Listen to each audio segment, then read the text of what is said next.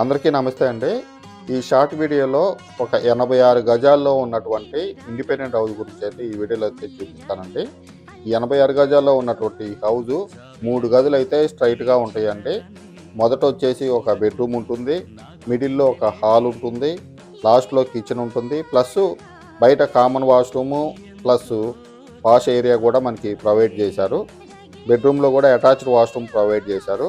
మంచి ప్రైమ్ లొకేషన్లో ఉంటుందండి. మధురానగర్ కాలనీ అంటే రోడ్డు కూడా చాలా దగ్గర, అన్ని ఇళ్ల మధ్యలో అయితేనే ఈ హౌస్ అయితే ఉంటుందండి.